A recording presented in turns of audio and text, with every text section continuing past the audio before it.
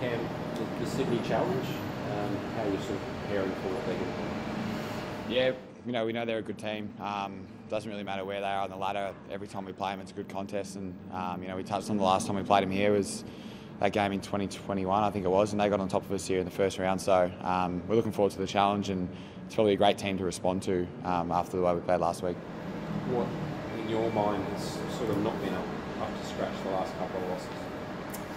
I think it's probably just the way that we've been defending the ground. Us as forward lines probably hasn't really worked hard. We need to get that work rate up because that's what we've been known for. And to be honest, this year we've actually probably done it really well. Just the last couple of weeks where we've been a little bit slack at that. So getting that back, I know we can bring the flair and that'll come natural to us. But we need to get back to that hard work that we've been doing throughout the year, and the rest will come. What do you make of the away record? The only time you lose this year has been away from the Gabba. Yeah, it's kind of a bit of a hard one. I don't think, to be honest, if we played the way that we did on the weekend at the Gabba, we're still losing here. I don't think it really matters what ground we're playing at. The way that we played on the weekend just wasn't acceptable. So, I know it's easy for people to say when you see the numbers, but we just need to get back to playing that consistent footy that we were earlier in the year, and I think that starts with that offensive pressure.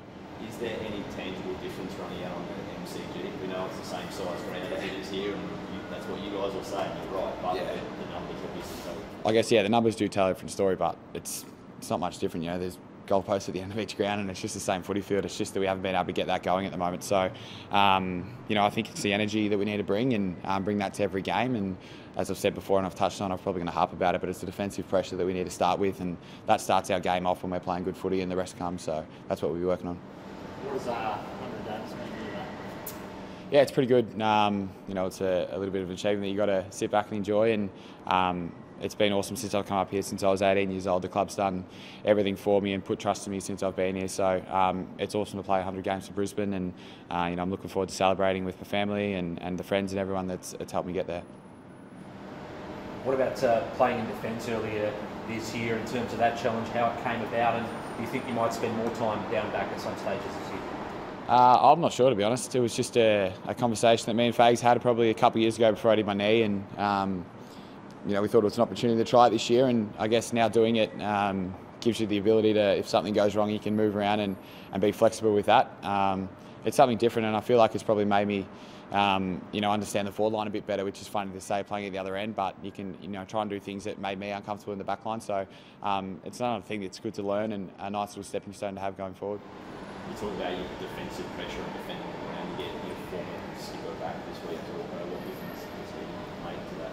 Yeah, he's very pivotal to that. He's one of the blokes that drives it. So it's good to have him back, and I know he'll be out there, setting the tone. But we need to make sure that even when he's not there, we can still do that ourselves. And someone needs to grab the reins there and really go for it, which is what we've been speaking about. And I know he'll come out and drive it this weekend. But I think everyone going forward is going to really have that as an emphasis. It felt like that defensive intensity had taken like a step up this year. Does that make it such a... Yeah, I think that's the thing that's probably the most disappointing is, and I touched on before as a forward group, it's something that we've prided ourselves on this year and reviewed it really well and been happy with how we've been going with it. So for it to drop off and have an impact like it did in the weekend, it's obviously a little bit disappointing. But as I said before, going forward, it's something we want to really make sure we can hone in on. And, every good team in the AFL that has success is a really good defensive team. So we've got to make sure that we, tighten those screws up.